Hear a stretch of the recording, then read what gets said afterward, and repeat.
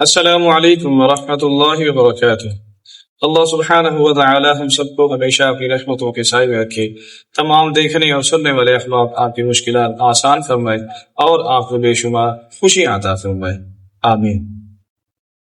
مولانا صاحب، ہم آپ سے جانتے ہیں کہ عام طور پر یہ مشہور ہے کہ پلو جو ہے یہ منحوس ہے، اور اسی طرح کالی بلی اس کو بھی لوگ منحوس بولتے ہیں، وغیرہ وغیرہ باقی چیزیں بھی ہیں۔ اس میں آپ تھوڑا سا اس میں وضاحت کر دیں تاکہ اچھی طرح معلوم ہو جائے۔ نحمده ونصلي على رسوله الكريم، اما بعد، فاعوذ بالله من الشيطان الرجيم، بسم الله الرحمن الرحيم۔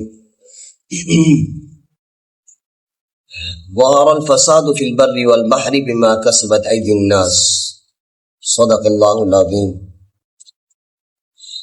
ارشد جو آپ نے سوال کیا کہ الو پرندہ، اسی طرح کالی بلی، یہ جو ہم نے حدیث پاک میں پچھلی ویڈیوز میں بیان کی ہیں، ان میں ایک جملہ ولا طیرہ، حضور اکرم صلی اللہ علیہ وسلم فرمایا کہ یہ جو پرندوں سے متعلق لوگوں کے عقائد ہے کہ الو پرندہ کسی کے گھر میں آ جائے تو اب جو ہے نا یہاں سے خیر ختم ہو گئی۔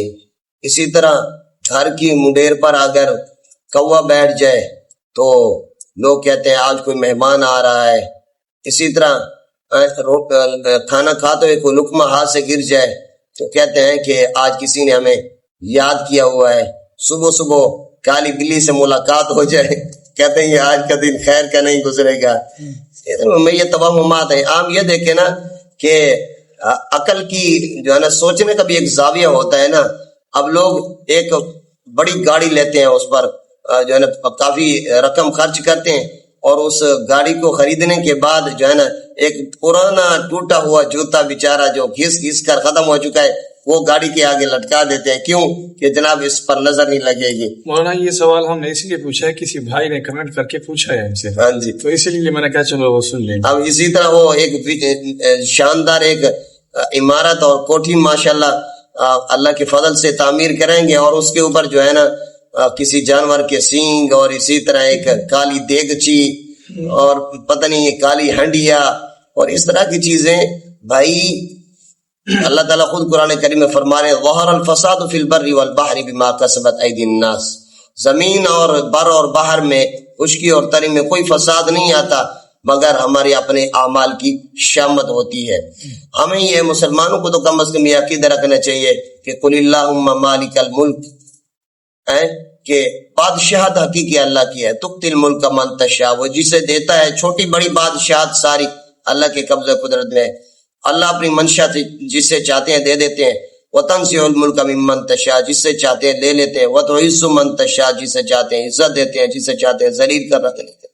اور اسی طرح جسے چاہتے ہیں اللہ صحت دیتے ہیں، جسے چاہتے ہیں بیماری دیتے ہیں، جسے چاہتے ہیں اللہ تعالیٰ جو ہے نا خیر عطا فرما دیتے ہیں، اور جس کے حق میں جو ساری چیزیں، حتیٰ کہ درخت کا پتا بھی اللہ کے حکم کے بغیر نہیں گرتا۔ جب کوئی کام اللہ کے حکم کے بغیر نہیں ہو سکتا تو پھر ان پرندوں میں کیا ہے؟ ان پرندوں میں کوئی نہیں ہے۔ لہٰذا یہ جتنی برے خیالات ہیں ان سے بچنا چاہیے۔ نہ کسی پرندے میں کوئی خیر رکھی ہے نہ شر رکھا ہے، اور اسی طرح نہ کسی جو ہے نا جوتے کے لٹکانے سے حادثات سے بچ سکتے۔ کتنے گاڑیاں ایسی ہیں جوتے لٹکے پھر بھی وہ حادثات کا شکار ہو جاتے۔ کتنی عالی شان محلات ایسے ہیں جن کے اوپر جو ہے نا کالی ہنڈیاں اور دیگچیاں انہوں نے جناب لٹکے ہی ہوئے ہیں، اس کے باوجود اس گھر میں کوئی خیر نہیں ہے، سکون نہیں ہے، امن نہیں ہے۔ تو اس لیے مسلمانوں کو ان سب تمام توہمات سے بچنا چاہیے۔ یہ عقیدہ رکھنا چاہیے مضبوط کہ نفع نقصان کا مالک اللہ کی ذات، عزت ذلت اللہ کے ہاتھ میں، بیماری صحت اللہ کے ہاتھ میں، موت اور حیات اللہ کے ہاتھ میں۔ چھوٹا سا آخری بات کہ حضور اکرم صلی اللہ علیہ وسلم کے بیٹے سیدنا ابراہیم رضی اللہ عنہ، جس دن ان کی وفات ہوئی تو اللہ کی عجیب شان ہوئی، رات کو چاند گرہن تھا تو دن کو سورج گرہن ہو گیا۔ تو بعض لوگوں کی زبان سے یہ الفاظ نکلے کہ دیکھیں ابراہیم رضی اللہ عنہ کی وفات ہوئی تو اس پر دیکھیں چاند بھی غمگین سے۔ اس پر حضور اکرم صلی اللہ علیہ وسلم نے فرمایا کہ نہیں، یہ چاند اور سورج کا گرنا اللہ کی نشانی میں سے ایک نشانی ہے۔ لہذا اللہ کی طرف رجوع کرو. یہ عقیدہ بنانا صحیح نہیں ہے کہ جناب یہ کسی کی وفات کی وجہ سے کسی کی خوشی. اب دیکھیں اگر محرم کے مہینے میں لوگ سفر کہتے ہیں کہ یہ منحوس ہے تو پھر حضور اکرم صلی اللہ علیہ وسلم کی وفات تو ربیع الاول میں ہو رہی ہے تو پھر اس کے بارے میں کیا کہیں گے؟ اور محرم میں سیدنا حسین رضی اللہ عنہ کی شہادت ہو رہی ہے، اس کے بارے میں کیا کہیں گے؟ تو اس لیے اب 17 رمضان مبارک کو سیدنا علی رضی اللہ تعالیٰ عنہ کی وفات ہو رہی ہے. اس لیے یہ ساری باتیں من گڑاتے ہیں. اللہ تعالیٰ ہمیں صحیح اسلام اور ایمان اور صحیح عقائد جو ہے نا سمجھنے، پھر اس پر ایمان رکھنے، اس کے مطابق زندگی گزارنے کی توفیق نصیب فرما دے. سب کچھ اللہ کی ذات سے، کسی سے کچھ نہیں. ہماری بنیاد لا الہ الا اللہ، کسی سے کچھ نہیں ہوتا، سب اللہ سے ہوتا ہے. اور محمد الرسول اللہ صلی اللہ علیہ وسلم، اللہ نے ساری دنیا آخرت کی کامیابی حضور اکرم صلی اللہ علیہ وسلم کی سنت، آپ صلی اللہ علیہ وسلم کے فرامین، آپ صلی اللہ علیہ وسلم کے طریقہ مبارک میں رکھی ہے. اس کے علاوہ گمراہی ہے. اللہ تعالی ہمیں عمل کرنے کی توفیق نصیب فرما دے. وآخر دعوانا ان الحمد للہ رب العالمین. آمین. شکریہ مولانا، اللہ تعالیٰ آپ کا جزائے خیر عطا فرمائے. اللہ تعالیٰ آپ کو خوش رکھے، سلامت رکھے. آپ نے بڑی وضاحت سے ہمیں سمجھایا ہے. امید کافی ہے کہ جس بھائی نے 3 دفعہ کمنٹ کیا ہے اس کو بھی سمجھ آ گئی ہوگی بات کی.